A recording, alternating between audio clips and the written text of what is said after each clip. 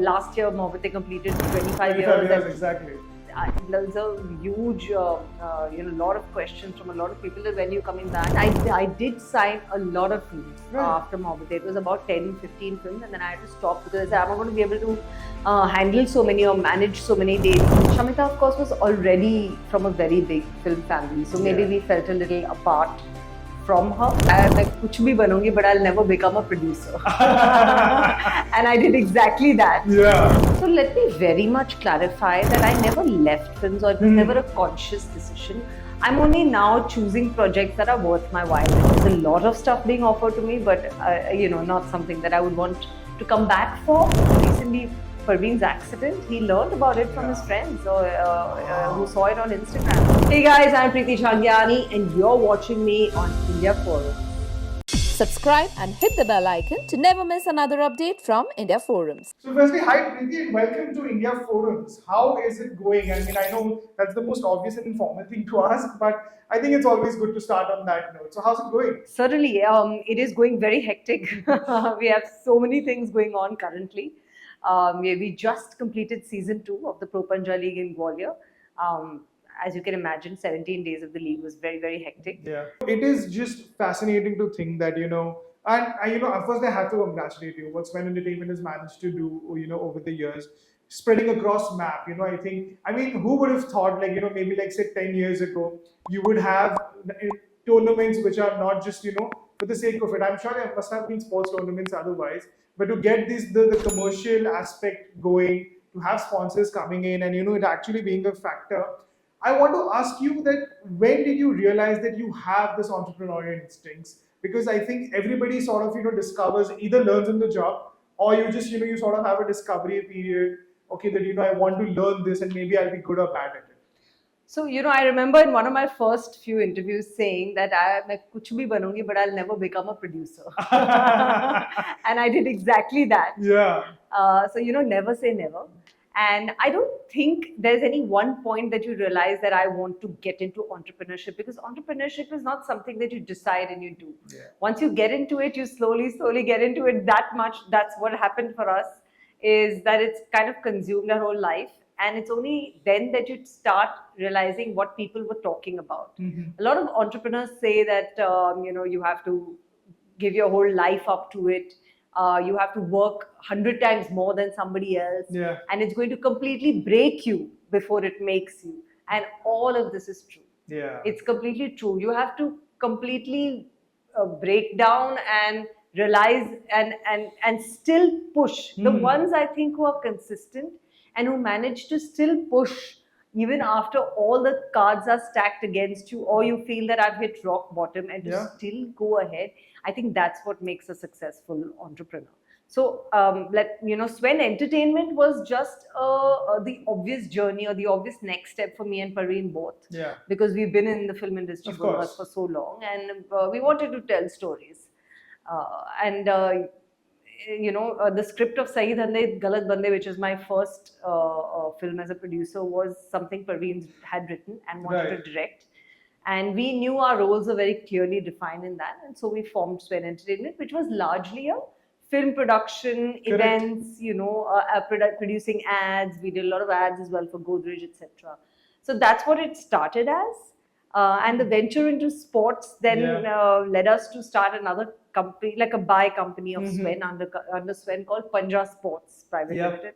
Before that, we also started our own digital venture called Svien Communities, which has a lot of websites under it, like the Sports India Show, or the Fitness India Show, the Monsoon Wedding Show, the MMA India Show, and lots of other websites. Absolutely, and that is fitting. I mean, to even, let's say, that encompass what has been going on, in a sentence itself is a task, but in a good way, I would say. Yeah. Because you have so many things going on right now, and it is the best time. I think we can never complain about being busy. Yes, one must never complain. One must never complain, because you never know. But what is fascinating to me, that an actress, you started, of course, we're obviously going to talk about it later. But what I want to know, and that is what fascinates me as a wondering, that do you miss that? I know that you recently just, acted as well. You obviously had Udaipur Files. Yeah. But of course, you've been very sporadic, rather sporadic with, what you're going to come on screen with. Do you miss that? Do you still miss that? Because now that you do the business bit so much, Yeah. coming back on screen is obviously a different, high altogether. So let me very much clarify that I never left films, or it was never a conscious decision. I'm only now choosing projects that are worth my while because there is so much else going on. And I think to give my time and effort to a project as an actor, I wouldn't want to do anything half-heartedly. Having said that, once an actor, always an actor. We Yeah. are always hungry for roles. Yeah. I'm not ashamed to admit that. I don't mind admitting that. You're always Right. looking for something good, but that doesn't mean that I'll compromise and do something that I don't feel is quite up to the mark. There's a lot of stuff being offered to me, but not something that I would want to come back for, and not something that a lot of fans. I know a lot of people have been messaging me constantly all the time. Yeah. Last year, Mohabbatein completed 25 25 years. years, and exactly. there's a huge, lot of questions from a lot of people that when you're coming back, even after Kafas, it was like, oh, you're back, you're back. Exactly. And then again, there was a gap. And then, Gap, and then there's then Udaipur Files again, which is not like more of a mainstream Of course. kind of yeah. film. Yeah. But it was something and a story. Udaipur Files was a story I felt needed to be told. There's a film about justice, and justice delayed is justice denied. Denied. So I felt it was a story that needed to be told. Fascinating. And okay, we have to obviously talk about Mohabbatein. There cannot be a conversation with Preeti Jhangiani and you don't talk about Mohabbatein. Yeah. I'll just firstly share a little bit of tidbit from my end. I used to be one of those kids. I was like an 8-year-old back then. Yes. When Mohabbatein released. Yes. And I was still one of those kids, who would just go on and track, what is going on with this mega film that's coming out. Yeah. You have 6 debutants in a film which already has a Shah Rukh and an Amitabh and everything. And then, I would just go on and track, okay, who's doing better, like 5 years from Mohabbatein and so on. One might look at all the careers that each of you had in very different ways. Yes. It's amazing how everyone has moved on to do so many things while still being in industry and so on. How do you look back at it? See, Mohabbatein will always be very, very special. I don't think I would have got this kind of a training ground anywhere else, or this kind of a presentation, this kind of story anywhere else, or this kind of a character that stuck with people for so many years. Right. Even today, people know me as the Mohabbatein girl or Kiran. So Absolutely. it's, rather than look at it like, oh, typecast, or which a lot of people keep asking me that question. So before you ask me, I'm just... No, I'm definitely not going to ask you that. I'd rather than look at it like, oh, it typecast me. I look at it as very, very fortunate that I got something like that for my just for my first film itself. And it was amazing. It was an amazing training ground for anybody. So I feel very fortunate to have had a film like Mohabbatein.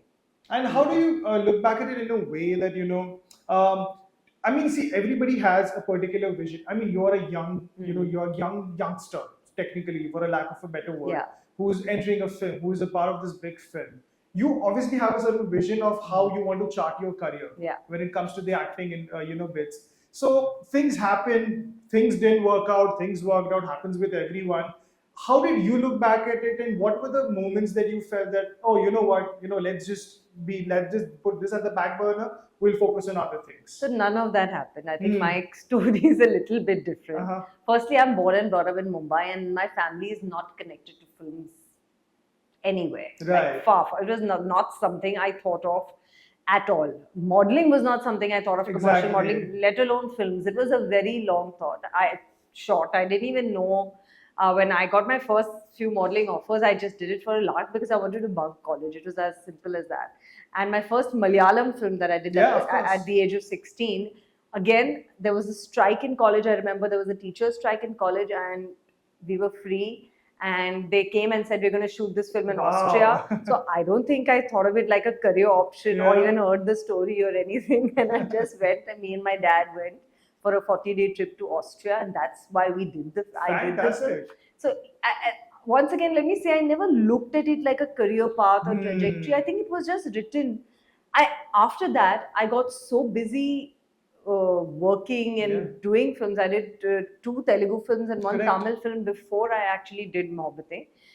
it was only when Mohabbatein actually happened that there was a thought that, this is turning out to be a career, because I had to complete my college and everything. So, and that I had to do everything through correspondence because I was living out of suitcases by then. Right. I was traveling with my parents because I was so young, but again, there was no thought, so much thought behind it, because it wasn't the thought earlier. I think for people who come from out of Bombay and have to live here alone, they have to pay their rents, and they have more of a passion or a do or die attitude, and Fair. more of an aggression towards I will make it out, and a more fire in them, which I think that fire for acting only came to me much later. Okay. Even after Mohabbatein and after Awara Pagal is when I realized that one has to put in a lot more. It was after Mohabbatein, I think, that into acting, because I realized what all goes into it. Doing the South films, yes, I had to work hard. So luckily, I think somewhere my parents had instilled that in me, that whatever you do it to the best of your ability, and you work hard towards it. We had to work very hard in those films. I mean, the dances, the working conditions, and the heat, and the or the freezing cold in Switzerland. Exactly. And different time altogether from what it is today. Different type, and the I must say that the South film industry is very, very disciplined in terms of timings. Most of the heroes I worked with were very, very particular about reaching the set at 5 a.m. So if they reached at 5 a.m., I had to reach at 4 because it took me 1 hour to do the makeup and get ready, of course. And I learned discipline very young, and luckily I don't think I was afraid of hard work. Right. So I realized that I enjoy this as well. So it was more than having that aggression and passion and networking and I've got to do this and this is my career. It was more about enjoying what I was doing, and I think again I was luckier for that. That's the way my career trajectory actually went ahead. Yeah. And did you ever have a moment where you felt that, okay, I've had a Mohabbatein, I've had an Awara. I'm purely talking about the Hindi film industry. I'm not talking about the South. Correct. Because again, it's a very different time, even in the South industry back then. Today, it's like the biggest thing, so to speak, but it's a very different thing back then. Yes. Right? What I want to know is that, because now that you started getting into the groove technically with the Awara Pagal Divanas and the Mohabbateins, were you somehow, let's say, disheartened that not those big films are coming anymore, and I have to strive and find and search for it? As you mentioned yourself, networking wasn't really a thing that because again, this is not social media we're talking about. This is not the social media age at all we're talking about. It's a very different way that things used to work. The networking that back then was different as it is so easy today. So how did you have those feelings at all? It's a very long back, but yes, and it's not like I didn't. I did sign a lot of films after Mohabbatein. It was about 10, 15 films, and then I had to stop because I said, I'm not going to be able to handle so many or manage so many dates, because most of them happened without dates. And I think at that time what happened is, like, most of the films that I signed didn't actually take off, and these were films with big stars and big heroes. Didn't take off, and the ones that I then eventually had to leave kind of took off. So I guess it was just it's just that what happened, or that it so happened. Again, I don't know if I gave it that much thought. I was quite comfortable where I was, and I was still working continuously. I think from the age of 16 to the age of 28, 27, 28, I've been working non-stop. Constantly. So it didn't feel that, I'm not getting the kind of work I want. And I think maybe I should have sat down and thought that listen, let me take a step back and let me choose the correct kind of roles and the correct kind of, and meet the filmmakers I want to. That's what I would have done now. Exactly. When you're young, I don't think you don't think too much. You don't think too much. So I didn't think too much. Plus, I didn't have too many film people around me to kind of advise me in the right way. And I didn't think to ask for help. These are just things you think about later, that yes, it could have gone a very different way if I would have stepped back and looked at it in a more professional manner. But like I said, I think the people who actually do that and get down to it are the people who are really, really driven and ambitious towards it, which I feel at that time I was not. Right. Super. Yeah. And I'm talking about Mohabbatein just once more, and that is because and we want to be very certain and not ask you that. But I trust me, kid you not, I'm sure you've got like 100 DMs and messages in general about that, okay, do you guys still keep in touch? Do you have these conversations? Or do you have any sort of, a moment where, you'll just think about, okay, let's do some kind of a reunion or any of those things? But I just want to know that, do you keep in touch? Do you keep in touch with the people who were a part of the cast and anyone else? So yes, I'm very much in touch with Kim, of course. I Mhm. think that's well documented. We just kind of gelled well Yeah. on the sets, and we kind of had the same kind of sense of humor. Shamita, of course, was already from a very big film family, so maybe Yeah. we felt a little apart from her. But even so, I think I've always been had a good working relationship with True. Shamita, and I've been quite friendly to her always. In fact, when her father passed away recently, it was quite personal for all of us because all of our parents were also on the sets most Yeah. of the time, and we traveled together even to all of these sets. All of our mums came, and our mums became friends. Correct. So that kind of was something I did reach out to her for that, but as such we're not in touch Of course, yeah. on a day-to-day basis. Jimmy, of course, will always remain special. So even if today I message him about something, he would be there, or he would reply. Uday, I think I lost touch completely because he kind of cut himself off. Is what I think. True. And Jugal, yes, on and off I do speak to him. He shifted to the States. Lovely. And on and off there were some projects that we were speaking about. So we're not very much in touch with everybody, but if either of us messages the other, there'll always be a connect. Yeah. And I think that is the most beautiful Yeah. moment about this. You can never be best friends with everyone, but at the end of the day, you're just one call away. Yes, and life takes everybody in Yeah. different ways. So it's very difficult all the time for everybody to be in touch. Absolutely. This one's just for the fans. Yeah. Genuinely, because I think everybody just wants an update. I mean, Yeah. nostalgia is the biggest. Yeah, sure, of course. Fantastic. Okay, now I'll get to the bit, your husband, Yeah. Parveen. I mean, again, I have to say this, Khosla Ka Ghosla is literally not only just one of my favorite films, it's literally a film that I have rewatched perhaps 50 odd times. Yes. And I've not really had the chance to meet Parveen yet, but I'm definitely going to tell him for Yeah. that. I want to know that, when you get married, I think in fact, you're about to have 2 decades of marriage soon, right? So amazing. That is so great. And what I want to know is that when you have you're at home together, you're the husband and wife at home, you're now working together consistently at the business side as well. It is always, the most cliche, but also the biggest dilemma that a couple goes through. How have you managed to, strike that balance, so to speak? Because I'm sure that, it's very easy to get those boardroom conversations on your kitchen table as well. So how do you all manage to strike the balance? Yes, we bring the boardroom conversation. Yeah. We're doing everything together. So Yeah. see, Parveen and I are doing everything together. We started Svien Entertainment together. We started, the Pro Panja League together. So we do everything together, and yes, invariably the conversations do come home as well. So our kids know about it as well. And I don't think that's a bad thing.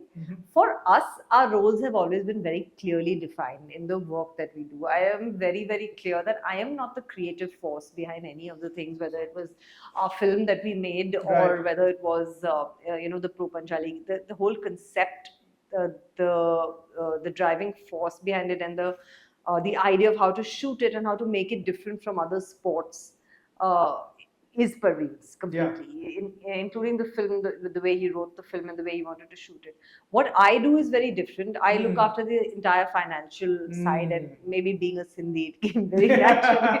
It came naturally, but yeah, I look after the entire finance and financial side, or creating or cutting the deals with people, because I think I'm a more of a people's person, and a more I connect and speak to people much more. Right. So I do all of that. That's what I do in the business. So I feel that works very well. And having a husband-wife team actually works very well, I feel, for us. And yes, you mentioned Parveen's acting. There's a lot to learn from him as an actor. He's known to be a very good actor, known as a very good actor, and for good reason. Even if you see his recent work like Hostages or the recently released Andhera, he's done a fantastic job and always standing out. In fact, he's shooting for something very big right now in Hyderabad. Awesome. So kind of everything has happened at one time Yeah. for us, because he was shooting for this film that he's shooting for in Hyderabad and doing the Pro Panja League simultaneously at the same time. So there are two huge projects right uh, in the middle. Awesome. Plus, yeah, my Udaipur files released in the middle, and I had to run for the promotions and things like that. So it's nice that everything is happening right Yeah. now at one time. Yeah, as I mentioned, I think earlier, you can never complain about being too busy. Yes, one We're should not. Fantastic. And you know, I know it's probably the most vague and most, let's say ambiguous question to ask, but do you feel happier? Do you feel happier in life now at a stage where you are, not just work-wise, but just as, wholesome, Yeah. like completely? Certainly, I think at every stage in life, let me just say, when one looks on the other side, you always find the grass greener on the other side. Yeah. I would say I'm happier now because I see now that you have to be content and happy with what you have and not try and keep looking at what the other person has. I think that is what life is about. Right. Because nobody's life comes without its share of problems Of course. or issues, and everybody feels that at some point ki kuch hai, kuch nahi hai. So of course I can very clearly see, I have two beautiful boys. I have a fantastic, extremely supportive husband. I say this in every interview. If it was not for Parveen, I would be on the couch. Awesome. I would be sitting on, he pushes me in everything I do. My Instagram would be zero if it was him. I would have no picture on it. Fair. So I'm not really but he really pushes me to be the best version of myself and to do so many things that I have done. I'm now also the president of the National Arm Wrestling Federation. Correct. The only female vice president in the Asian Arm Wrestling Federation, and all of this, is something that he has also pushed me into, because maybe I wouldn't have worked so hard at so many things.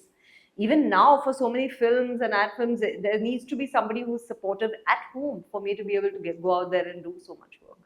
I forgot what was your initial question. No, what were we speaking about? Happier. Yeah, happier. Happiness. Yeah. We were speaking about happiness. So yes, I think I am very happy, having a very a lot of satisfaction in my personal life as well as my professional life. Fantastic. And another thing on the similar line is that we're talking about acting here as well, obviously, because both of you are actors, both of you are entrepreneurs, trying to tackle both worlds at the same time, sometimes at different times as well. How much of this do you envision in terms of satisfying that actor in you? I know it's a bit of an odd question here. What I mean to say is that right now there is so much going on. In terms of, you have the medium, you have a platform. Not just the theatrical release has to do a lot with what kind of storytelling do you have in mind. Now that you have, let's say, the force, let's say the finances, let's say all those things which perhaps weren't possible in your younger year because you had to rely on a producer. Do you envision, or do you have conversations with each other that, okay, you know what, we are good actors, we should actually be crafting a story, apart from, of course, the film that you've already mentioned, but on a bigger scale, but on a different scale, where it becomes mainstream, or any of those conversations? There's a lot of conversations going around making a movie. We have some fantastic scripts lined up, and we were almost making something, but put it on the back burner because of the Pro Panja League. It's a huge project, the league. It requires. That's true. It took a lot out of us, the season 1 and season 2 as well, emotionally as well as. It's very draining, and it's something we wanted to do differently. There was a lot of research that went into it. Right. Into the business of leagues as such. Why are all the sports, so many sports leagues there? Why are they draining money? Why are they not known as profitable ventures? Correct. Why should we get into this rather than sticking to what we are good at? And how can we make a difference in the arm wrestling world or in the sporting world? And I think we felt that all the leagues were being fit into the same format. They had the same language, but actually every sport should have a different language. Yeah. And in arm wrestling, we felt it was easy to understand. had a low financial entry point. A lot of people can play it. You don't need any special equipment for it. True. Plus, by us coming into it, it would make a difference. Other Mm. sports had too many people in it. It's very That's true. thrilling. It gives you a breather, and then it's very thrilling and edge of the seat because they're fighting it out on the table. Exactly. And we felt like WWE is Yeah. it's like a mix of WWE and UFC, but what happens on the table is real. With one arm. Yes, yes. And it's very primal. Yeah. Everybody's played it at one point in their life. Yeah. And we were kind of proved right because our first season had 32 million unique viewers. Awesome. And currently our social media stands at crossed 1.34 billion views. That is fascinating. Yeah. It is, I genuinely find it fascinating. As I mentioned, maybe 10 years ago, one wouldn't, apart from Kabaddi, being one of the first technically beyond cricket and football sports to, break out. Yes. 10 years ago, one wouldn't have even imagined this. Yeah. That a Panja wrestling league would be in existence or, any of those basic things which we probably did, like, let's say Kancha Championship or, stuff like that. Right now, it's mainstream. This is mainstream sports that we're talking about, right? Now, what I want to know in this context is, when you have this, there is an audience for everything. Mm-hmm. And it ranges from sports to entertainment to everything. Yeah. You can open the social media, you will see these people literally consuming all kinds of content across the gamut.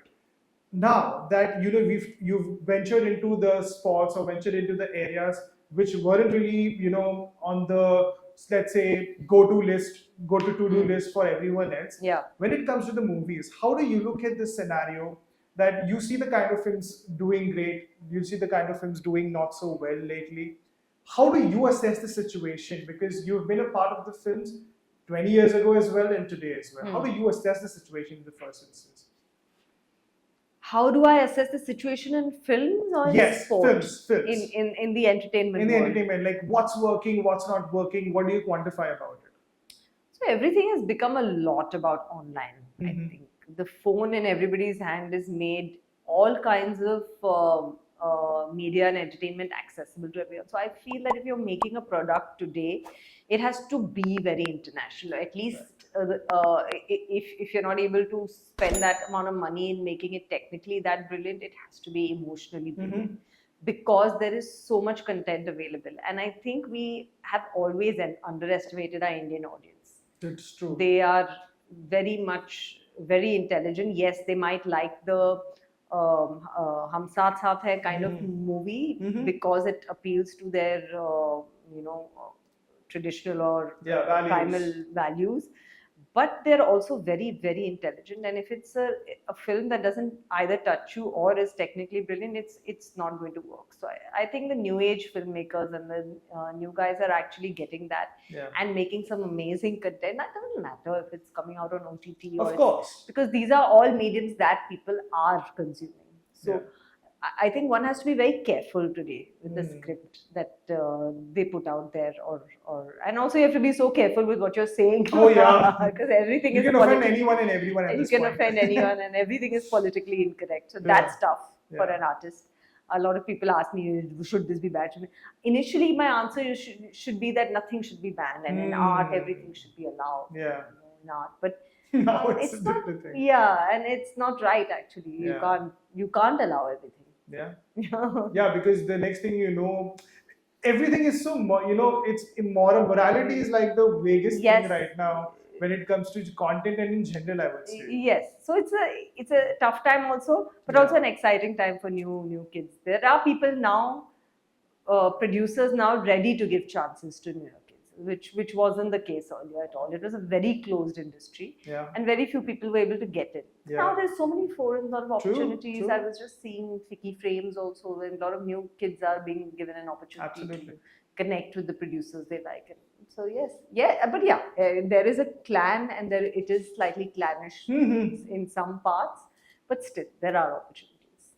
Fabulous. And on the most basic note here, what is the kind of content that you've consumed lately, and what has really impressed you about how leaps and bounds the some stories are being transcended and even working for that matter, and the ones that you were like, what is even going on sometimes, because we all have that feeling right now.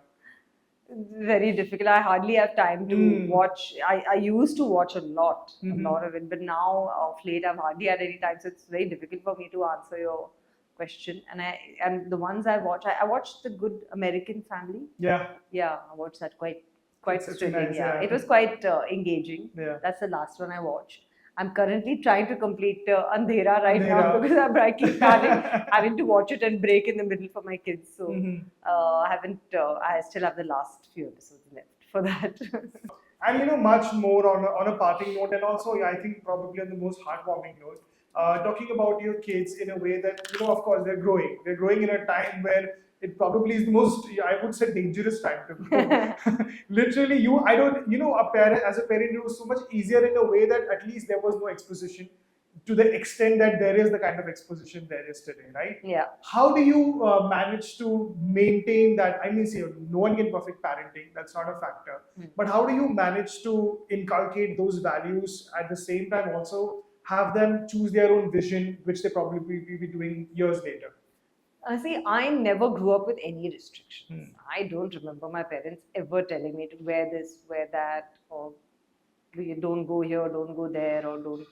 I remember them always saying if there was, they used to have the afternoon socials when we were 14, 15. Yeah. They never said don't go for it, it's not good, don't hang out with boys. So I never had that restrictive atmosphere. And I feel that's why I was one of the most sensible kids. And I was not one of the ones who was at the most opportune moment running away with boys or things like. And I tried to give my kids the same freedom and the ability to learn from their own mistakes. And I don't think they want to listen to our lectures or advice. It doesn't work like that. That's true. They only see what you're doing or the world around them, or how or we speak to each other. Maybe Parveen and I speak to each other, and they learn from that. Yeah. I don't think you can teach your kids too much. They are going to school most of the time. They're out there with their friends.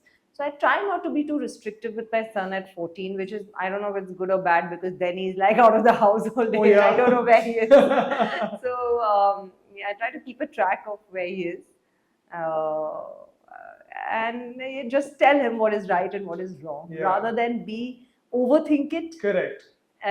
He sees how we are with other people. As such, we keep them very away from the film industry. They are not anywhere on our social media. You won't see their pictures anywhere. You won't see them with us at film events. We keep them very away. And we let them have their own life and live the life that they want and do things that they enjoy. So they've not really watched any film of mine completely. They may have watched Khosla Ka Ghosla. Right. Again, I don't think completely they've watched it, and my younger one doesn't even understand much of Hindi. That's one mistake we made with them. For all the parents, speak to your kids in Hindi. Yeah, because they're eventually going to learn English they're going to learn anyway, and they're going to be good at it anyway, because it's, most of them are learning in English medium schools. But Hindi is something, so that's one of the major mistakes I made, was not speaking to them in Hindi. Correct. So my younger one is completely out of it, but my elder one knows a little bit. Super. So they don't watch a lot of Hindi films. They've all grown up on Superman and superheroes and Marvel. As yet, they're still in that stage. So we'll see later. Super. But do they, because as I mentioned about exposition, right now opening any random pap page or Instagram, I don't even say pap page, because you don't know what's going to come in your feed, right? And if they, let's say they don't necessarily have an Instagram account, but they are, as I mentioned, consuming content as well. Whatever the kind of content they consume. My elder one does have an Instagram. You can't keep them. The thing is, you can't keep them away from it. So if you're going to tell them no, they're going to open some fake account because they have the phone in their hand. Of course. So I'm trying to avoid giving the phone at all to my younger one. But I don't think that's going to work anyway later. He's 9. He doesn't have a phone yet. Soon, a few years down the line, it's going to be a different story. But what I was getting at with that is that because content is so easily accessible, even your elder one who has an Instagram account, he would be coming across things that are maybe talked about in your context or Parveen's context. So how is that? Because do you have conversations then about him? Because he would be in a completely different ballgame, in a picture, and then to have that conversation with him that, okay, you know what, this is how it works. This is all, bull crap.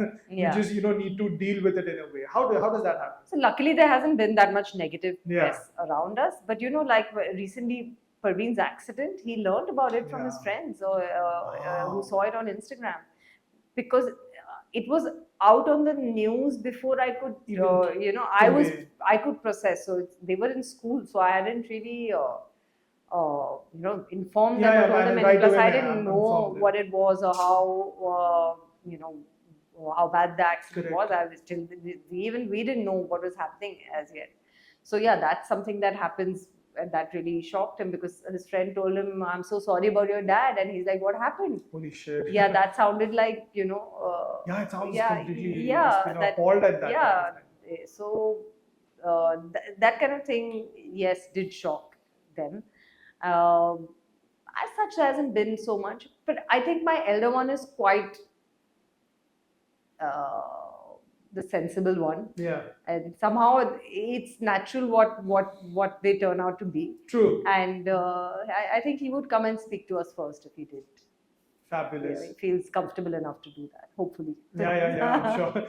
Fabulous and fine. And I mean, I cannot say enough this, Preeti, because there are conversations that really, transcend just beyond the quintessential 2-3 questions here and there. And I've felt that with you today, because I love the fact that you are candid about it. Yeah. At the same time, you're willing to talk about things, but also maintain that dignity. Not really transpire into something that it necessarily doesn't really Yeah. transpire into. So thank you so much. Thank Thank you you. so much for Thank this you. time. We really appreciate it.